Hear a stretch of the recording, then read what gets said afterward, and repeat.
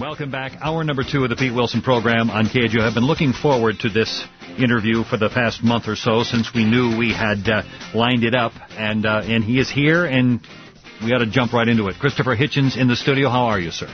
A bit early to say.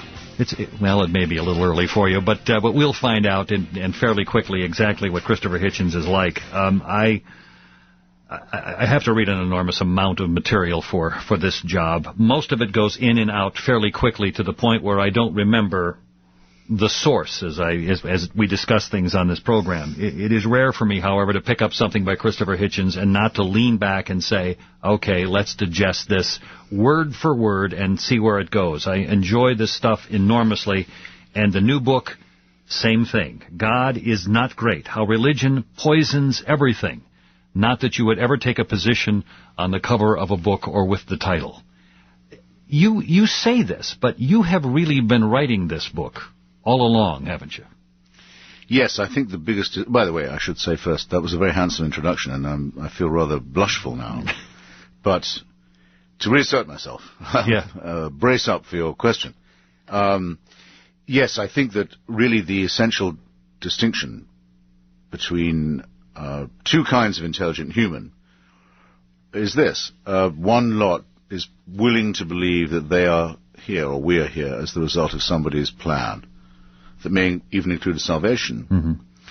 And the other are willing to live with the conclusion that evolution didn't want us to come, doesn't know we're here, won't notice when we've gone, and that the same is true of the stars and the galaxies. That we can look up at them, but they don't look down at us. They don't know we're here. And that probably the second conclusion is, paradoxically, a bit more cheerful and a bit more moral, because once you accept the reality, you might turn to your fellow creatures with a little more friendship and curiosity, first. And second, you will stop taking the egomaniacal view that the universe is all arranged with you in mind. It's interesting that among the critical approaches to this book, everybody's having great fun, as they always do with something that you've written. And I realize you understand that and take as much fun in confronting this as anyone. But among the critics, some have said, look, this is an incredibly self-centered book. This is about Chris Hitchens and about his view of things, about what religion, Christopher Hitchens, and about what I insist on the Christopher. Please, absolutely, but and we'll do that the rest of the show. But only because it's my name. This is as much about you and your view of what has been done to you or what religion has done to you as anything else. Is that a worthwhile criticism? That isn't, no. I mean, there may be many more trenchant things to be said against me, and I'm braced for them too, but no, I hardly spend a moment describing my own discovery when I was 9, that I couldn't believe a word of it. By the way, a wonderful little introductory section of the book in which he talks about that age of 9 and this teacher, and I won't go into it in detail, but it's precisely what he said. No, it's all Mrs. Watts' fault, but she was a benign old lady. She just made a remark so stupid that at the age of 9 I couldn't live with it. But I go on to say very specifically that though I know there are many, and I've met many people who have been maimed and harmed and bullied by religious upbringing, either at school or in the home. I'm absolutely not one of them. I have no grudge against it, whatever. Anyone who could review my book and say I was writing about myself would have been convicting themselves of not having read it, or even opened it, actually. Was it 9 or earlier, at the age of 9 or earlier, that you suddenly began to say or come to these critical conclusions, that you heard something from an adult and said, that's absurd? Or was this the first time that you can remember? That's the first time I can remember. Shall I just quickly tell people? Sure, please do. Out of the way? Well, Mrs. Watts, Mrs. Jean Watts, this is in the time of my life when I was wearing little shorts and sandals and frisking around in an English boys' boarding school in Devonshire, a very lovely part of my country of birth. And Mrs. Watts was the one who took us on the nature walks and showed us the different birds, trees, flowers, plants, all of this.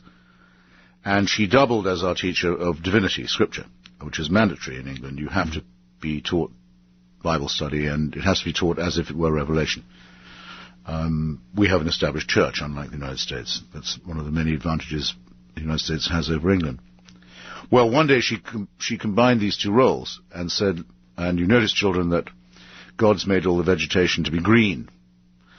And that's wonderful of him and shows how benign and loving he is, because it's the colour that's most restful to our eyes. What if he'd made it purple or orange or something clashing? We'd be having a ghastly time. And I thought, I can't say the word I actually now think on your family-oriented show, I believe. Yes. But I thought, that's nonsense, obviously. Mm-hmm. And I thought, I'm only 9.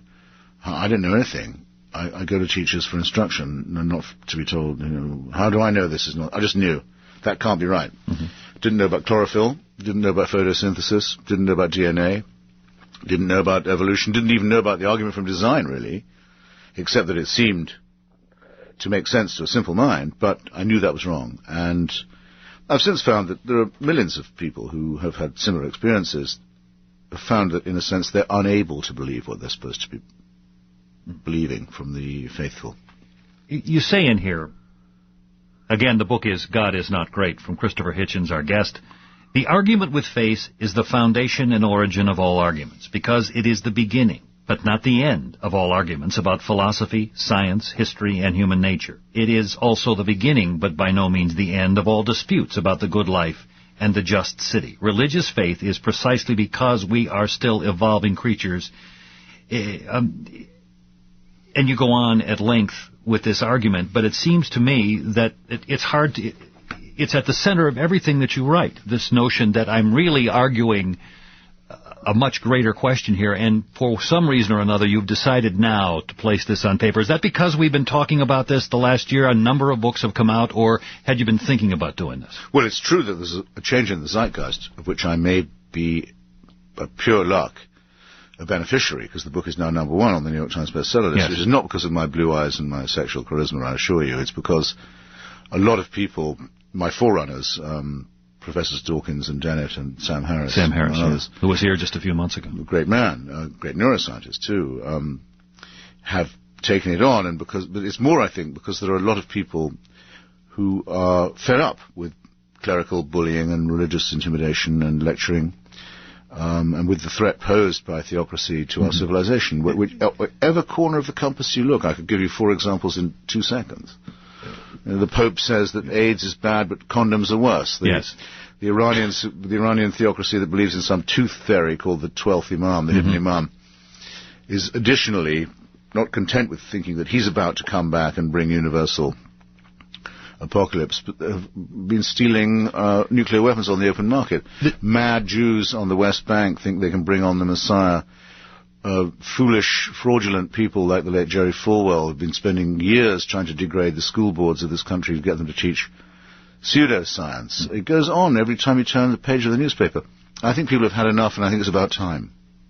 Christopher Hitchens is the guest. God is Not Great is available on the KGO book line at 1-800-801-BOOK. There are a couple of appearances we'll tell you about as we go along. And you let me ask him a few more questions, then we'll get to the phones and have at it here on KGO.